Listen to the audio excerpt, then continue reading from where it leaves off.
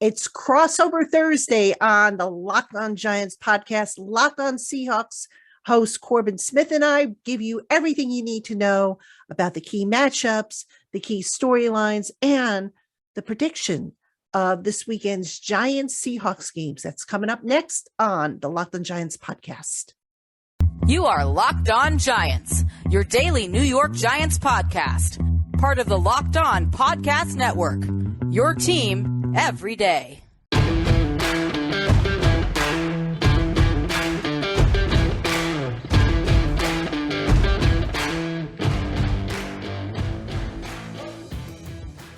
Greetings, 12s and Giants Nation. It's time for our weekly crossover Thursday special. I'm Corbin Smith for Locked On Seahawks. Joining me for today's crossover, Patricia Traina of Locked On Giants.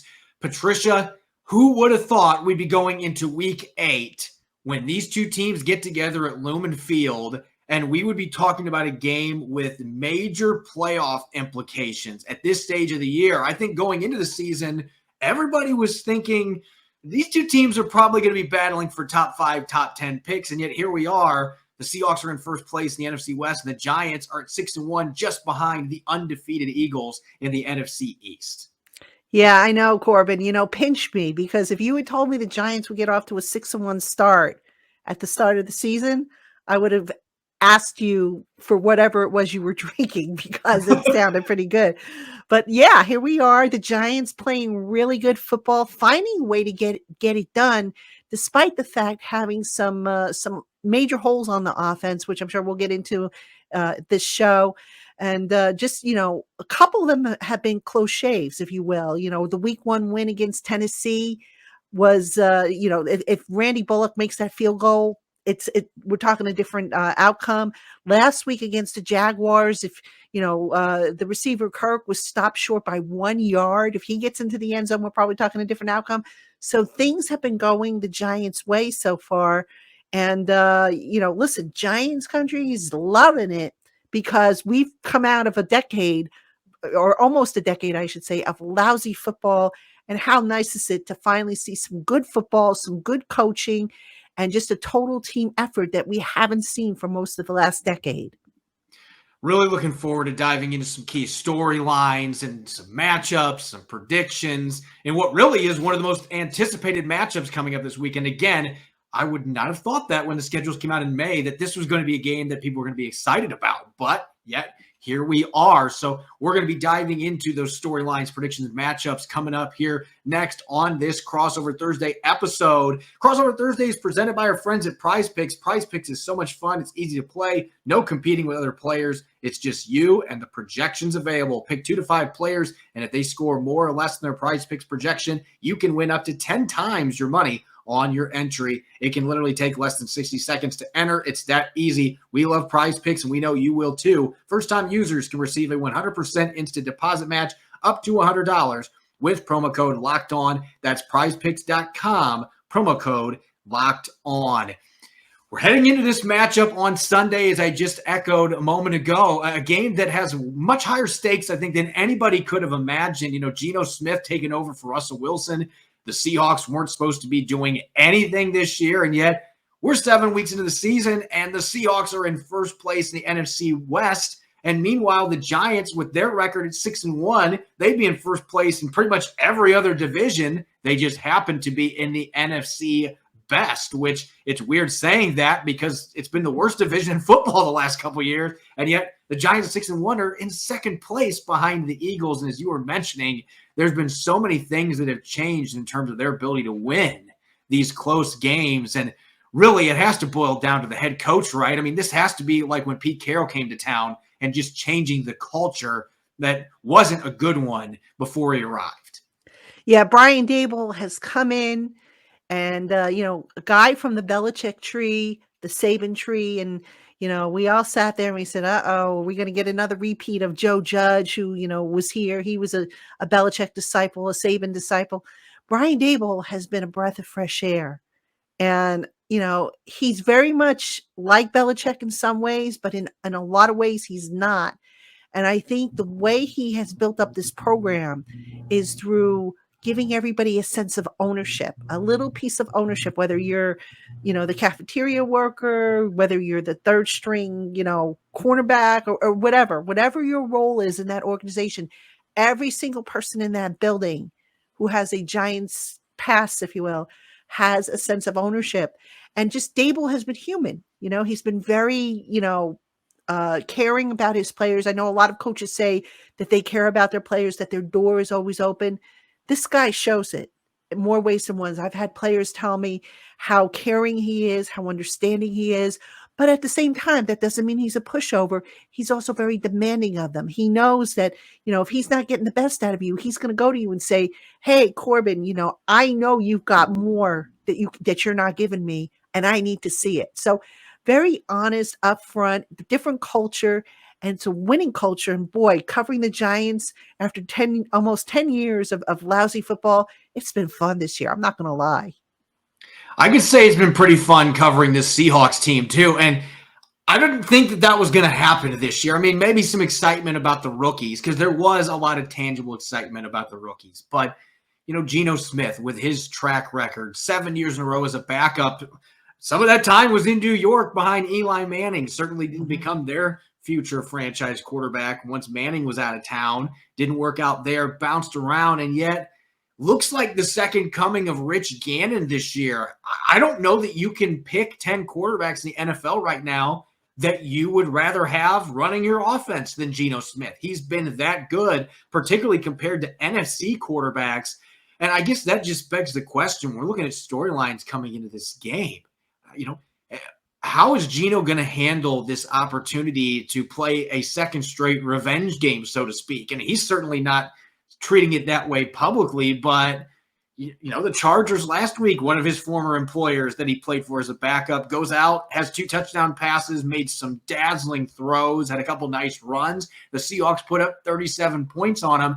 Is that going to be something that's looming on his mind going into this game? Like, hey, Giants, you could have had this. Maybe we could have made this work out, but I know that he's really happy to be in Seattle.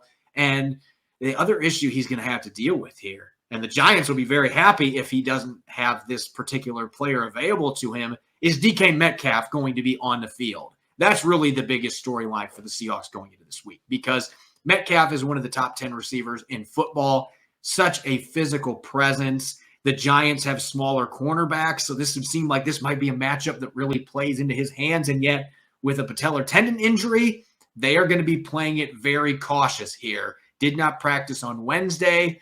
Probably not going to be practicing till earliest Friday, maybe not even by then.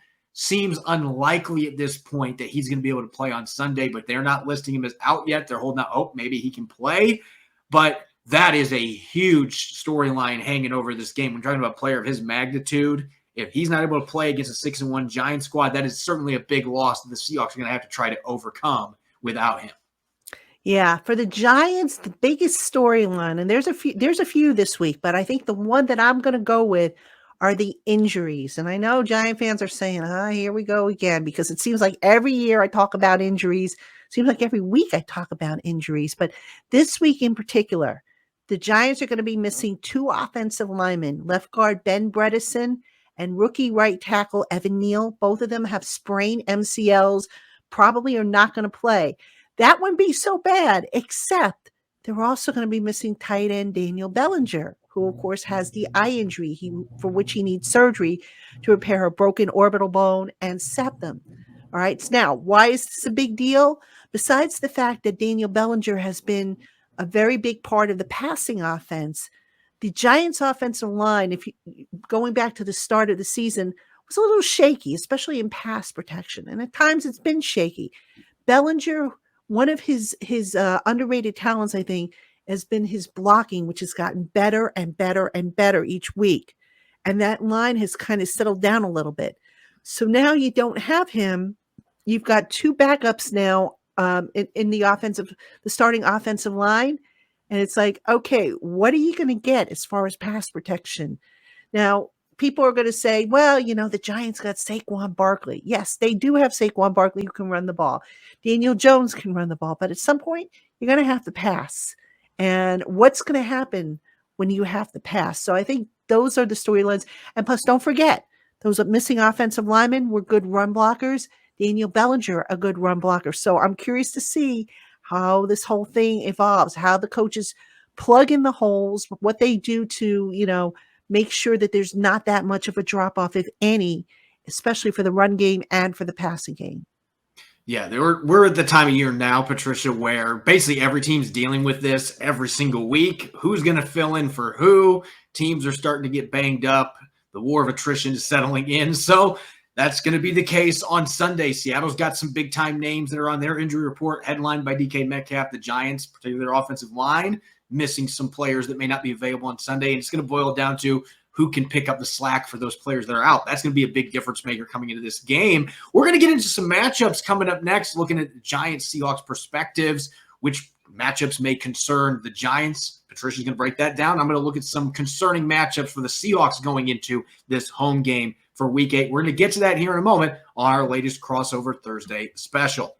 Whether you're looking to pop the question, have a milestone to celebrate, or want to let your love sparkle, Blue Nile can help you make your celebrations even more memorable. As the original online jeweler, Blue Nile offers the largest selection of independently graded diamonds and pieces priced significantly below traditional retailers. Blue Nile has helped millions of couples create their perfect engagement ring. Their easy online tools let you choose the diamond shape, the size, clarity, as well as setting style. Blue Nile's bench jewelers will then help you handcraft her perfect one-of-a-kind engagement ring. Looking for a fine piece of jewelry to commemorate a special milestone, but still having trouble choosing? Blue Nile has jewelry experts on hand 24/7. They're available via phone or chat to help you find a memorable gift at every budget. Shop stress-free with Blue Nile's 100% satisfaction guarantee, and all Blue Nile orders are insured and shipped for free in discreet packaging. They also offer overnight shipping if you're in a rush and need your ring quickly. Make your moment sparkle with Blue Nile and go to BlueNile.com.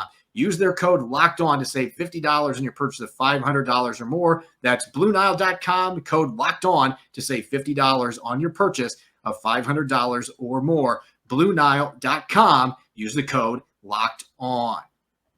This episode is brought your way by Bird Dogs. Bird Dogs are the most comfortable clothing on the market, bar none. I wear one of my sweatpants, joggers, or khakis nearly every day because they're like walking in a fluffy cloud. You can wear them out to work out. You can wear them to work meetings. You can wear them rain or shine. It doesn't matter because they always feel great. They're perfect for golf as well. You might not play like Tiger Woods, but they're still going to feel good. You're going to feel as good as Tiger Woods. Bird Dog joggers are higher quality than other top brands, and they cost $20 less. What are we talking about here? Go buy some Bird Dogs. Still wear shorts in the winter. It doesn't matter if it's Florida or 10 degrees in New England or Chicago.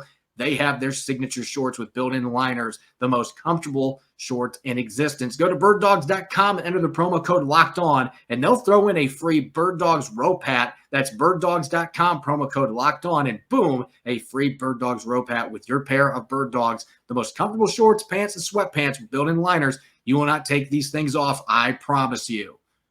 You're listening to Crossover Thursday here on the Locked On Podcast Network. I'm Corbin Smith of Locked On Seahawks. Joining me for today's crossover, Patricia Traina of Locked On Giants. Special thanks to all the Seahawks and Giants fans out there for making Locked On Seahawks and Locked On Giants your first listen 5 days a week. All right, Patricia, we've got this huge matchup coming up on Sunday, and I'm going to keep repeating this just because I cannot get over the idea that we are looking at a Week 8 game between the Seahawks and Giants and thinking – there are major playoff ramifications. Middle of the season, I mean, the Giants right now have one of the best records in the NFC. The Seahawks are in first place in the NFC West after 7 games. Nobody expected either one of those statements to be true, and yet here we are.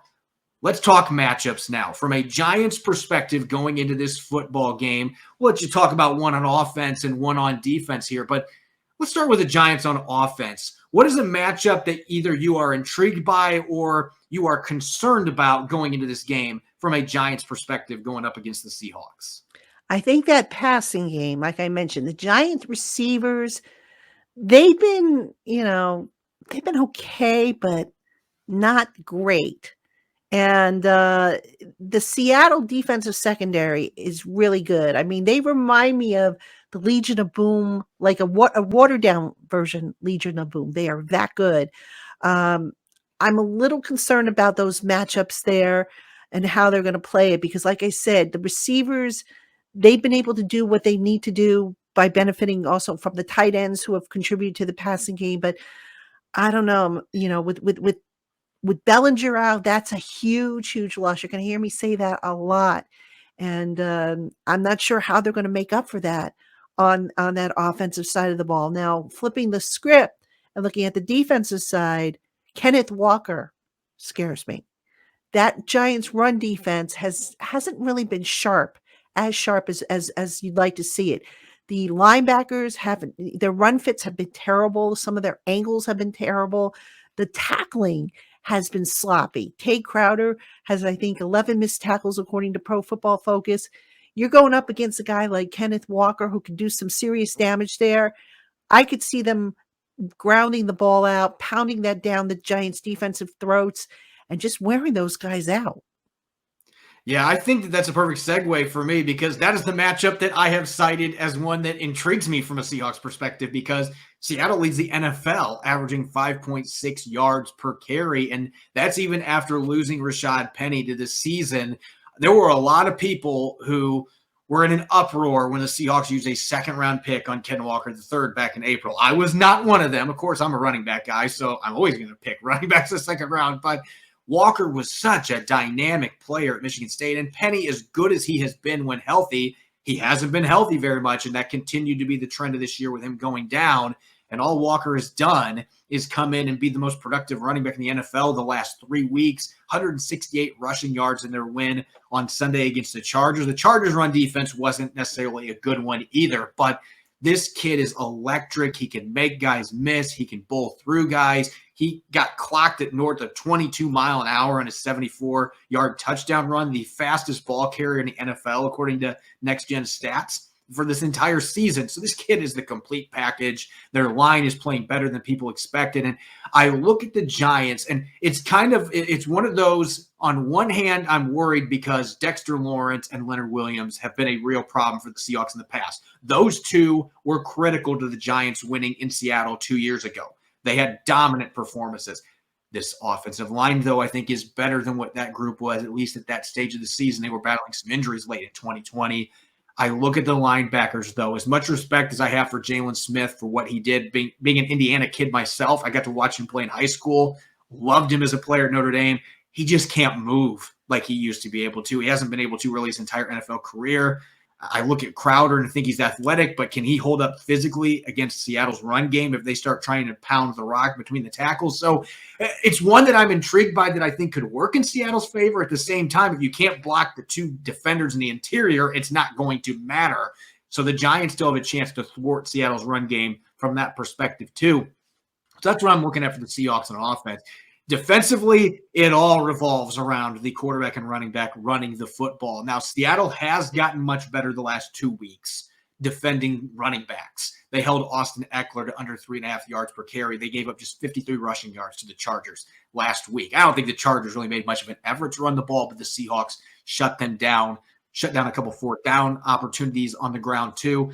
And then the week before, the Cardinals, their running backs averaged less than 2.5 yards per carry. But those teams don't have Saquon Barkley, and they don't have the Daniel Jones threat as far as running the football. Kyler Murray is dynamic, but statistically, he has not been as dynamic as Daniel Jones. And every mobile quarterback the Seahawks have played this year has just lit them up. Even guys that don't play every down. Taysom Hill had over 100 rushing yards, and I think he played like 10 snaps against them in that game a few weeks ago. They have not been able to stop running quarterbacks. And so that worries me a lot going into this game from a Seahawks perspective. Are they going to be able to not only handle Saquon Barkley, who is approaching 800 rushing yards, looks like the guy that came out of Penn State as a top 5 pick, and most people weren't batting an eye about it because of his talent, and then Daniel Jones, his ability to run the football, and really just sneaky athletic, his ability to run away from people, extend plays. That is something that is concerning. A defense is playing better. Those are still issues that have not necessarily been solved, and they've played against teams that don't have the rushing attack that the Giants do. So that certainly is a concerning matchup for me going into this game.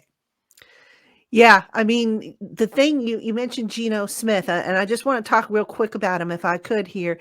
Geno Smith will famously go down as the guy who broke Eli Manning's consecutive game started streak. That was when Ben McAdoo was the head coach. The Giants were struggling. McAdoo wanted to go with a little bit more of a mobile quarterback. Geno Smith was the guy. And in retrospect, if you go back to that year when the Giants signed Geno Smith as a free agent, somebody asked about, could he be the guy? And McAdoo kind of said with a sly smile at the time, sure, why not? Why couldn't he be a quarterback of the future? Because Eli at that point was at the tail end of his career. So yeah, Geno Smith caught up in that whole thing. Now, if I remember correctly, they played the Raiders with Geno as the starter. Geno played well, but the Giants still lost. And then, of course, there was the great, bloodbath with the firings of the Giants in season. Jerry Reese, the GM, McAdoo, the head coach, they were fired as soon as they came back from that game against the then Oakland Raiders. So Geno, between that and I think between, what happened with the Jets, got a lot to prove. And I always remember the year that Geno was drafted. He was sitting in the green room, and if I'm not mistaken, he was not taken. He was not drafted, I think, until the second day. Yep. And he was kind of, you can tell he was kind of embarrassed by that. So Geno Smith is on a tear right now to show the league that he is very much a viable quarterback. And he has thus far done a really good job for the Seahawks, who I know a lot of the fans, when they had that trade and they got Drew Lock, they were like, oh gosh, we're doomed, but Geno has stepped up and look, when Geno was here, I liked Geno. He and I got along. We used to chat and everything like that. So good for him. But I think the Giants are hoping that maybe he doesn't have one of his better games against them on Sunday. Yeah, I think this might be one of those cases where there's maybe some Giants fans out there, I didn't mind him when he was here, but no, you do not play like you have most of this season and light up our secondary and throw it all over the place. And Geno's going to be hoping to show them, hey, this is what you could have had. So I don't know that there's a revenge game element when you're talking about a guy that was a backup quarterback. But at the same time, with the way he's playing, maybe it has turned into that kind of a me against the world type thing, or the Seahawks against the world type thing. And they're kind of seeming to embrace that mentality, and they're having a lot of fun doing it. We're going to get to some keys to victory coming up next, looking at what the Giants-Seahawks have to do to escape with a win at Lumen Field. And we're not going to have score predictions, but we're going to have something a little bit different looking at Sunday's matchup between the Seahawks and Giants. We're going to get to that coming up next year on our Crossover Thursday episode. This podcast is brought to you by SimpliSafe. When it comes to burglars, your home is like the end zone, and you need the absolute strongest defense you can muster. This is why I use and trust SimpliSafe Home Security. At SimpliSafe, your security is the only thing that matters. It's cutting-edge technology powered by 24/7 professional monitoring agents who always have your back, so you always know your home is safe. SimpliSafe keeps my home safe with the best technology available. I've got the ability to control my system from my phone. I can watch my security cameras in crystal clear HD, and I have a variety of high-tech sensors at my disposal for the best quality protection. And the best part, with 24/7 professional monitoring, SimpliSafe's agents call you the moment a threat is detected and dispatch police or first responders in an emergency, even if you're not home or you can't be reached. Customize the perfect system for your home in just a few minutes at SimpliSafe.com/LockedOnNFL. Save 20% on your SimpliSafe security system when you sign up for an interactive monitoring plan and get your first month free. Visit SimpliSafe.com/LockedOnNFL to learn more. There's no safe like SimpliSafe. You're listening to Crossover Thursday here on the Locked On Podcast Network. I'm Corbin Smith for Locked On Seahawks. Joining me for today's crossover, Patricia Traina of Locked On Giants. We've got this big matchup. Seahawks hosting the Giants on Sunday. Two teams that entered the season with pretty low expectations, and things have changed with the Seahawks being in first place in the NFC West, the Giants at 6-1, very much in the hunt for not just the NFC East championship, but the number one seed in the NFC. Again, who would have thought either one of these teams would be in the position that they are in now, heading into this matchup for Week 8, a game that I kind of wish was flexed into a primetime slot, but it's a little late to make that happen. But it's going to be one of the big matchups coming up this weekend. Let's talk keys to victory, what each team needs to do to get a win. These teams are very similar in a lot of ways. I see a mere identity in a lot of ways, not just in roster construction, but just the way the coaches have changed the culture and things of that nature. What do the Giants need to do to go to Seattle, one of the toughest places in the NFL, to win? It seems like they've gotten their home field advantage back some this season. What is it going to take for them to go into Lumen Field and win? Discipline. You know, the 12th man is very famous outside of Seattle, and how that can actually rattle some of the visiting teams. You know, they can get loud, and I've been in that stadium, by the way. I know they can get loud. So the Giants been practicing with silent counts and hand signals and all that good stuff, but you got to be disciplined. You know, especially when the Giants are on offense. No false starts. No stupid penalties as a result of the noise. Play disciplined ball, number one. That's first and foremost. The other thing that I think the Giants have to do is just basically stick with what's been working, which has been running the ball. You know, get the ball in Saquon Barkley's hands. And if Saquon gets shut down, maybe give the ball to Daniel Jones, who has shown that he can run the ball, and be that backup running back, so to speak. You know, I still get a little queasy when I see Daniel Jones take off with the ball in his hands, because I know, historically speaking, he's gotten hurt as a runner.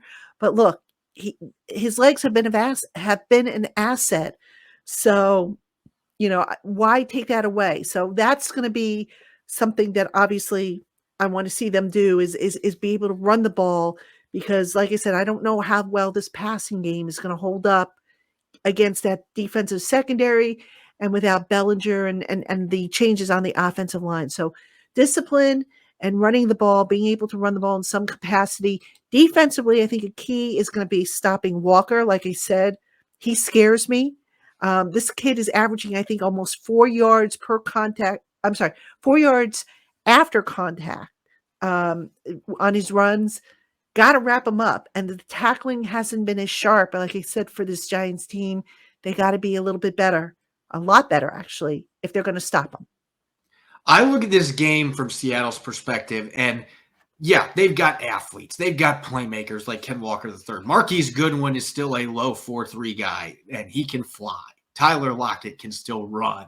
They've got 3 really solid tight ends that can do damage as receivers. They also are solid blockers. I mean, there's a lot of weapons, but this game is going to boil down to how the guys in the trenches play. And you can say that really about any game, but I'm especially going to emphasize that for this one because I mentioned it earlier.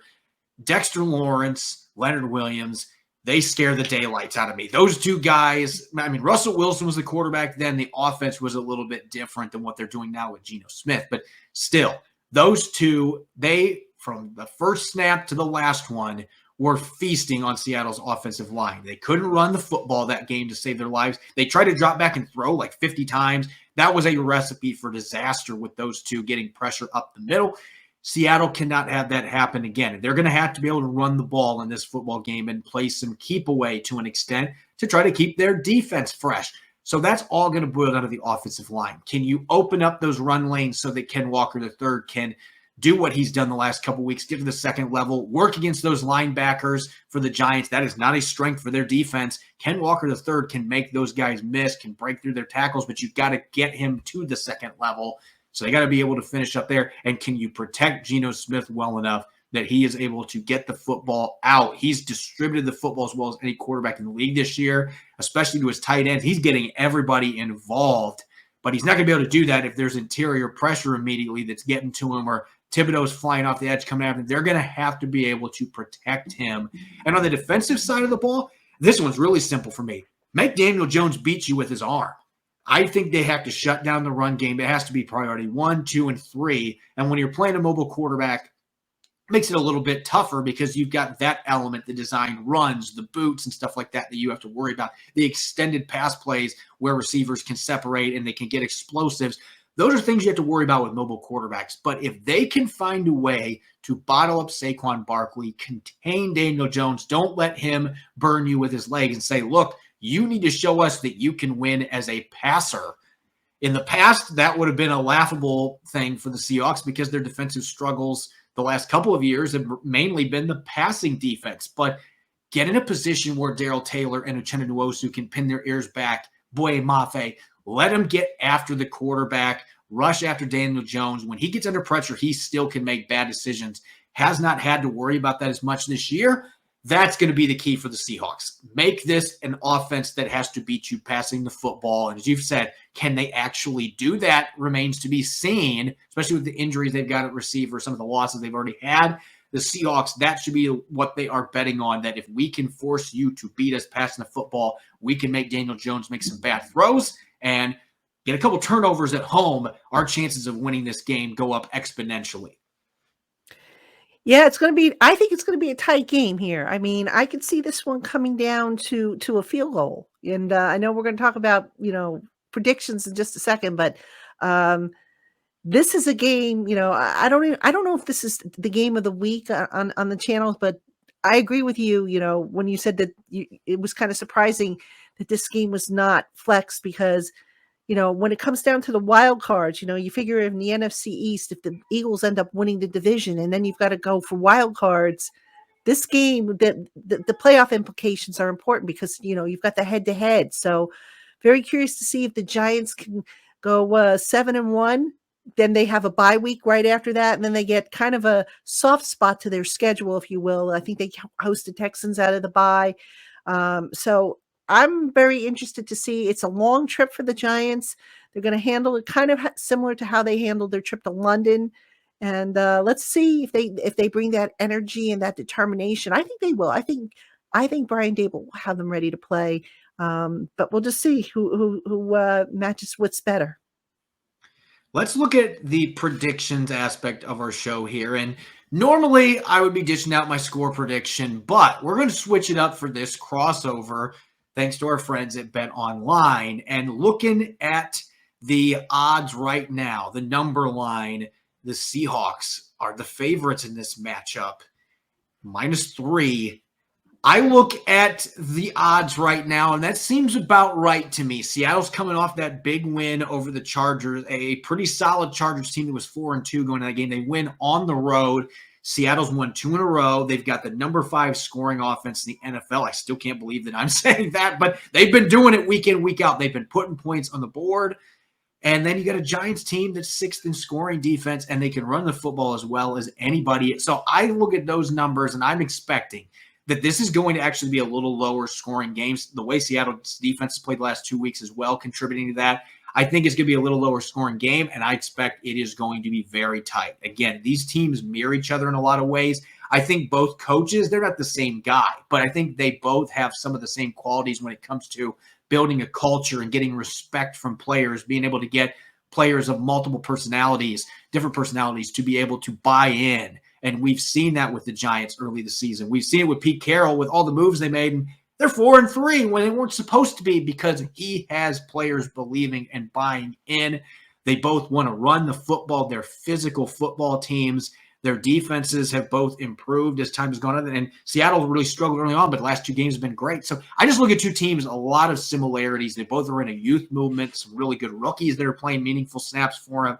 So I anticipate that this absolutely is going to be a tight one. And I agree with those BetOnline odds. This does feel like one that, to me, is going to come down to a field goal, maybe a 4 or 5 point game at most. Going to be very close. I can understand the odds, because, last week the Giants weren't favored either against the Jaguars. And they very nearly, like I said, 1 more yard and we're talking a different outcome of the game. That said, again, I understand why the Seahawks are favored. They are at home. They've been playing well. That 12th man crowd is something to deal with. The Giants now are going from east to west, which is a little different than going, west to east like they were for London. But you know what? I think at the end of the day, it's going to be more than just a field goal. I'm not so sure that a field goal is going to determine the winner. I could see this game being decided by a touchdown. The Giants in their 1 loss this season against Dallas, that was a 1-score game. So they have kept things tight. But I think it's going to come down to whoever's got the ball last. And I could see it being a difference of a touchdown as opposed to a field goal. We'll find out once we get to Sunday at Lumen Field. Again, one of the more anticipated matchups coming up this weekend. Something that nobody could have forecasted before the season started. A lot of people thought the Giants were going to be in the basement in the NFC East. Most people expected the Seahawks to be in the basement in the NFC West, and yet that has not played out for either team as it was expected to, and they're both very much in the playoff hunt now midway through the season. A great chance to create some separation and really solidify playoff standing for both of these teams. Should be an exciting game at Lumen Field. I'm Corbin Smith for Locked On Seahawks. She's Patricia Traina for Locked On Giants. Thanks to all the 12s and Giants Nation out there for making both Locked On Seahawks and Locked On Giants your first listen 5 days a week. Enjoy the game coming up this weekend. Make sure to check out the Friday editions of Locked On Seahawks and Locked On Giants. I'm sure plenty more game preview content coming up as we head into this pivotal matchup on Sunday. Going to be dished out on both shows. You won't want to miss it. Thanks for listening. Go Hawks, go Giants.